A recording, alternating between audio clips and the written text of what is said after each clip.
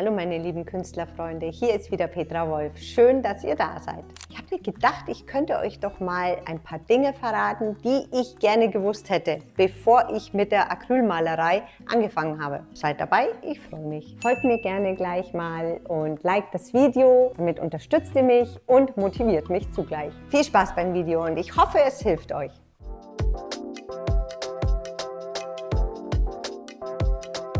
Dann fangen wir beim ersten Tipp an. Also mein erster Tipp ist eigentlich gleich schon, wenn ihr euch zum Beispiel so eine kleine, günstigere Leinwand kauft, gibt es ja überall schon im Müller oder sowas. Die sind ja immer so verpackt mit so Folien. Die gibt es da gar nicht unverpackt. Naja, Plastik ist nicht gut, bin ich auch nicht dafür.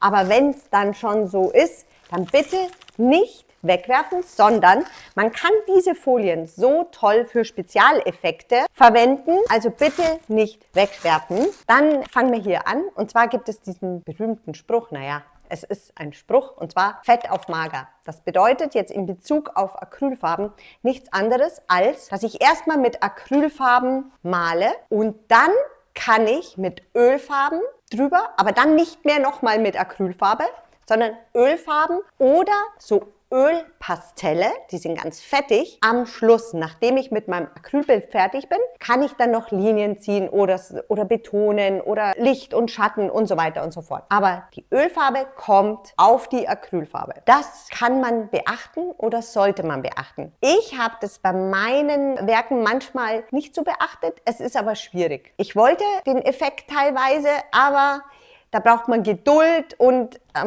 naja, der erste Tipp, Fett auf mager. Dann noch ein Tipp, und zwar hätte ich ganz gerne gewusst, dass es gar nicht so easy ist mit den Acrylfarben in Bezug auf Wasser. Also man sollte sich überlegen, wie will ich jetzt malen? Will ich fast mit flüssigen Farben malen? Dann kann ich ja vorher schon in einem Schälchen die Acrylfarbe mit Wasser mixen und dann über die Leinwand laufen lassen. Das machen viele, da gibt es ja auch diese Acrylic Inks. Oder will ich sehr pastos malen, also so richtig fest mit viel Farbe und dann verstreichen. Also wie zum Beispiel jetzt hier, jetzt habe ich hier das Blau, das ist ganz intensiv. Da läuft nichts davon, eine ganz andere Art. Solange das feucht ist, kann ich ja auch da schön reinkrickeln. Macht Spaß, kann ich ganz viele Effekte hier auch machen. Aber hier ist zum Beispiel zu beachten, was mich am Anfang manchmal irritiert hat, ist, dass ich, wenn ich jetzt so die Farbe aufgetragen habe, auch mit dem Pinsel oder mit der Silikonspachtel, egal, dass wenn man jetzt hier sagt, oh, jetzt will ich es aber ein bisschen flüssiger haben und ich dann die Sprayflasche nehme und hier besprühe, dass sich dann die Farbe, die zieht sich eigentlich so zusammen und es bilden sich Blasen. Und dann ist dieser Gesamteindruck, den man haben wollte, manchmal zunichte gemacht. Also wenn ich die Farbe auftrage und dann nochmal besprühe, ist das manchmal schwierig. Also besser ist es, erstmal das Canvas besprühen und dann die Farbe auftragen oder vorher mit Wasser eben sozusagen mixen. Wenn die Farbe schon mal drauf ist und dann Wasser drauf sprühen, ist manchmal gefährlich, weil sich da Blasen bilden, das sich komisch zusammenzieht und das könnte eigentlich das Bild ruinieren. Es kann natürlich, manchmal das ist so ein bestimmter Effekt, der passiert bei Acrylfarben, wenn man die eben mit Wasser besprüht, der kann auch gewollt sein und cool sein. Also so ist es ja nicht. Aber wenn man das nicht will und auch nicht weiß, kann das einem auch das Bild ruinieren.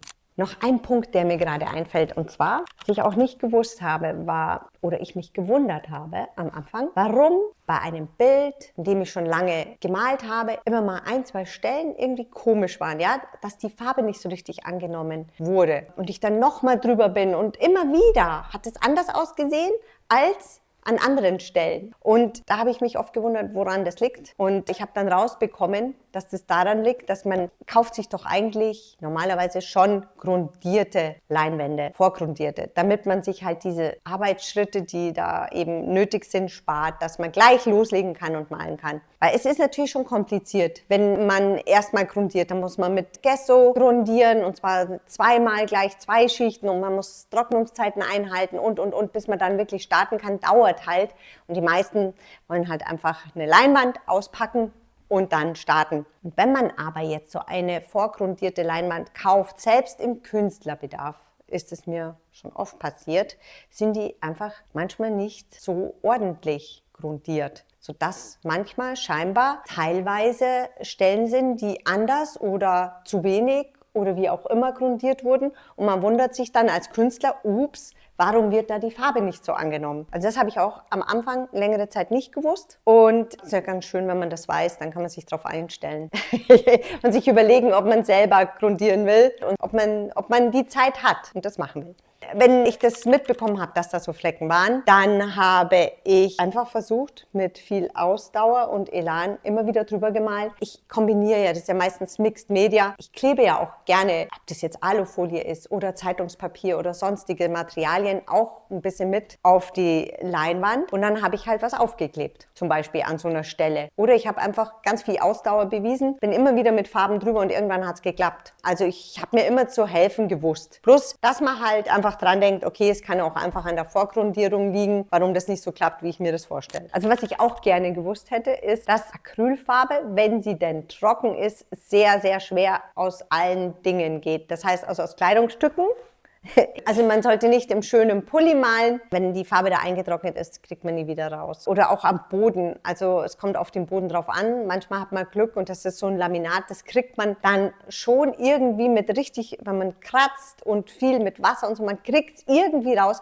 Aber aus dem Stoff ist es nicht rauszuwaschen. Also das hätte ich auch am Anfang gerne gewusst, weil ich habe es wirklich geschafft, irgendwie gute Kleidung von mir zu ruinieren. Vor allem, wenn ich dann so in meinem künstlerischen Eifer bin, vergesse ich das dann auch, dass ich aufpasse auf meine Kleidung, wenn ich nicht meinen Mantel anhabe. Das schaut ja auch cool aus. Ja, der Mantel, das mache ich extra. Da wische ich auch ab. Also das ist so bei mir, das gehört zu meinem Ritual. Ich habe mehrere Sachen, wo ich mir dann im Nachhinein auch gedacht habe, das schaut eigentlich ganz cool aus, so bunt. Also das war zum Beispiel auch erst einmal ein normales, schönes Sweatshirt und dann ist es so geworden, weil dann hatte ich auch keinen Bock mehr. Dann war dann ein kleiner Fleck und dann habe ich mir gedacht, okay, wurscht, jetzt nehme ich das immer zum Malen her, aber man kann das nicht mehr rauswaschen. Also das hätte ich am Anfang vielleicht auch mehr beachten sollen, aber ich bin dann auch immer in so einem Art Rauschzustand als Künstler und dann ist mir eigentlich alles andere wurscht und ich mal. Und noch ein Tipp, den ich früher gerne gewusst hätte, und zwar kauft im Künstlerbedarf ein. Erstens mal unterstützt ihr da schöne Läden, die wichtig sind. Und außerdem ist es so, dass teilweise Farben, die ihr euch kaufen wollt oder irgendwelche Malutensilien teurer sind bei Amazon. Ich habe das mal verglichen, da geht es schon um einiges. Das waren ein paar Euro Unterschied. Also wenn ihr Farben kauft, dann kauft die bitte nicht bei Amazon, sondern geht in den Künstlerbedarf. Und das ist so, es ist so wunderschön. Also gerade wenn ihr anfangt zu malen, dann ist es so wunderschön. Geht in Künstlerbedarf. Da gibt es alles Mögliche an Stiften, Acrylfarben, wenn ihr mit Acrylfarben anfangen wollt. Es gibt alle möglichen Spachtelarten, Schwämme, Maluntergründe. Im Künstlerbedarf gibt es ja auch Bücher und da könnte ich nebenbei mal so erwähnen,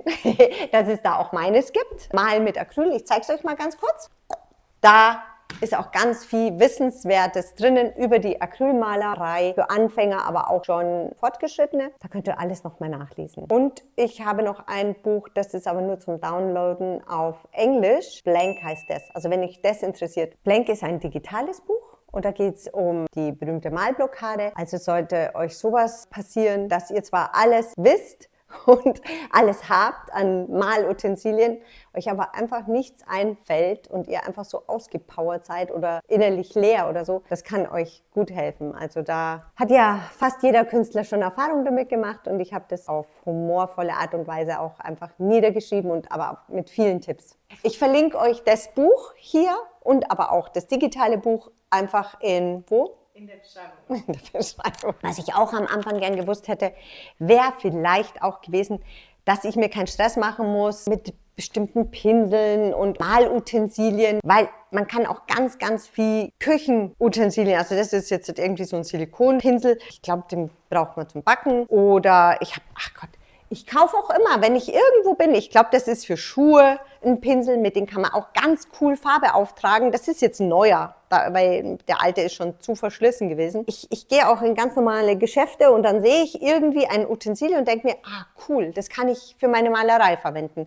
Also immer mit offenen Augen einkaufen gehen, weil irgendwelche Schwämme, kann man ganz toll stempeln. Schon mit der Küchenrolle kann man tolle Sachen machen. Dann auch mit Sachen aus der Natur. Also nicht nur, dass dieses Ästchen sehr hübsch ist in meinen Augen. Ich kann das in Farbe eintunken und malen damit. Also mit sowas habe ich auch ganz viel schon gemalt, mit irgendwelchen Sachen aus der Natur, mit so Gräsern oder so. Oder Schilf kann man als Pinsel verwenden. Das macht so Spaß und ist inspirierend und ist ja eigentlich ganz gut, wenn man es weiß vorher. Also, dass man da einfach schon mit offenen Augen durch die Welt geht und sich überlegt, kann ich das zum Malen verwenden? Genauso wie ich da viel draufkleben kann, tolle Techniken anwenden kann. Bei mir wird nichts mehr weggeschmissen. Alles, was ich an Verpackungsmaterial irgendwie bekomme, weil es nicht vermeidbar ist, weil ich versuche sehr umweltschonend zu agieren und ich mag Plastik gar nicht. Aber wenn du was geschickt bekommst, dann hast du Plastikzeug aufheben, das wird bemalt. Das ist jetzt so ein Antikgold und dann kann man das stempeln. Einfach so.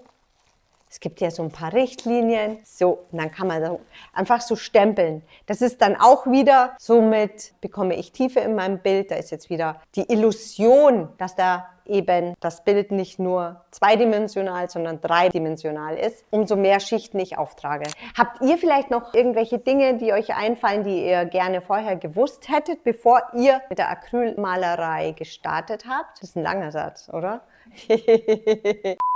Wenn euch noch was einfällt, was ihr gerne, bevor ihr mit der Acrylmalerei angefangen habt, gewusst hättet, dann schreibt es bitte in die Kommentare. Das ist ganz cool. Sonst natürlich gerne liken das Video und mir folgen, weil das freut mich und dann inspiriert einen das auch weiterzumachen.